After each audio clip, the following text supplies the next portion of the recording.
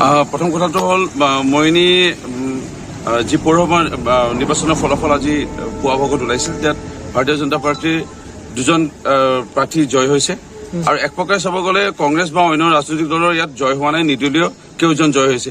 এই নিৰ্দলীয়সকলো 22-25 দিন আগতে ভাৰতীয় জনতা পাৰ্টীৰে কাৰ্যকৰ্তা বা শুভাকাংক্ষী আছিল। প্ৰকৃতত আমাৰ বাছনিৰ ক্ষেত্ৰত মই এক প্ৰকাৰে নৈতিক দায়িত্ব স্বীকাৰ কৰিছোঁ। বাছনি কৰাৰ ক্ষেত্ৰত অকণমান আমাৰ ভুল হ'ল, যাৰ কাৰণে আমি উপযুক্ত বা জনপ্ৰিয়তা থকা এই আমাৰ ভাৰতীয় জনতা পাৰ্টীৰ কাৰ্যকৰ্তাসকলকে আমি প্ৰকৃতত প্ৰাৰ্থিত্ব প্ৰদান কৰিব লাগিছিল। আৰু যিসকল জয় হৈছে, কিন্তু মোৰ এটাই ভাল লাগিছে যে ভাৰতীয় জনতা পাৰ্টীৰ কাৰ্যকৰ্তাসকলে নিৰ্দলীয়ৰূপে জয় হ'ল।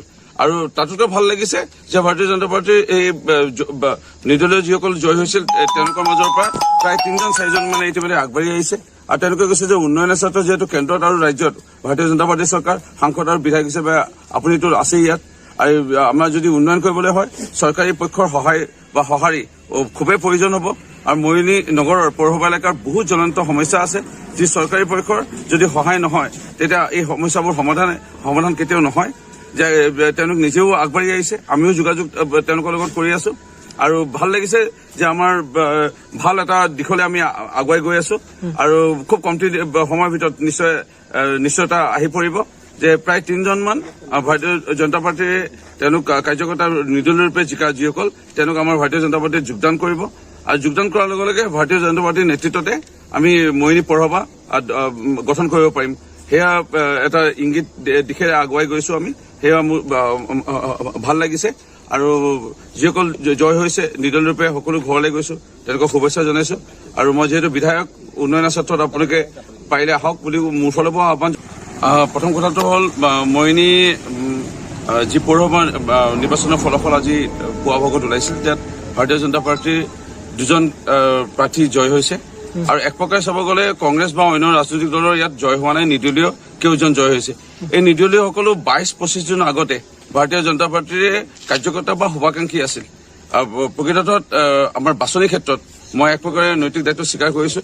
বাছনি কৰাৰ ক্ষেত্ৰত অকণমান আমাৰ ভুল হ'ল, যাৰ কাৰণে আমি উপযুক্ত বা জনপ্ৰিয়তা থকা এই আমাৰ ভাৰতীয় জনতা পাৰ্টীৰ কাৰ্যকৰ্তাসকলকে আমি প্ৰকৃতত প্ৰাৰ্থিত্ব প্ৰদান কৰিব লাগিছিল। আৰু যিসকল জয় হৈছে, কিন্তু মোৰ এটাই ভাল লাগিছে যে ভাৰতীয় জনতা পাৰ্টীৰ কাৰ্যকৰ্তাসকলে নিৰ্দলীয়ৰূপে জয় হ'ল। আৰু তাতোকৈ ভাল লাগিছে যে ভাৰতীয় জনতা পাৰ্টীৰ এই নিৰ্দলীয় যিসকল জয় হৈছিল তেওঁলোকৰ মাজৰ পৰা প্ৰায় 3-4জন মানে ইতিমধ্যে আগবাঢ়ি আহিছে। আৰু তেওঁলোকে কৈছে যে উন্নয়নৰ ক্ষেত্ৰত যিহেতু কেন্দ্ৰত আৰু ৰাজ্যত ভাৰতীয় জনতা পাৰ্টীৰ চৰকাৰ, সাংসদ আৰু বিধায়ক হিচাপে আপুনিতো আছেই ইয়াত। আৰু আমাৰ যদি উন্নয়ন কৰিবলৈ হয় চৰকাৰী পক্ষৰ সহায় বা সঁহাৰি খুবেই প্ৰয়োজন হ'ব। আৰু মৰিয়নি নগৰৰ পৌৰসভা এলেকাৰ বহুত জ্বলন্ত সমস্যা আছে, যি চৰকাৰী পক্ষৰ যদি সহায় নহয় তেতিয়া এই সমস্যাবোৰ সমাধান কেতিয়াও নহয়। যে তেওঁলোক নিজেও আগবাঢ়ি আহিছে, আমিও যোগাযোগ তেওঁলোকৰ লগত কৰি আছো।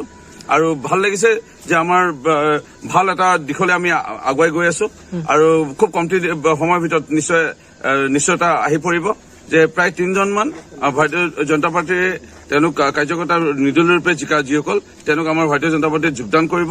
আৰু যোগদান কৰাৰ লগে লগে ভাৰতীয় জনতা পাৰ্টীৰ নেতৃত্বতে আমি মৰিয়নি পৌৰসভা গঠন কৰিব পাৰিম। সেয়া এটা ইংগিত দিশেৰে আগুৱাই গৈছো আমি, সেয়া মোৰ ভাল লাগিছে।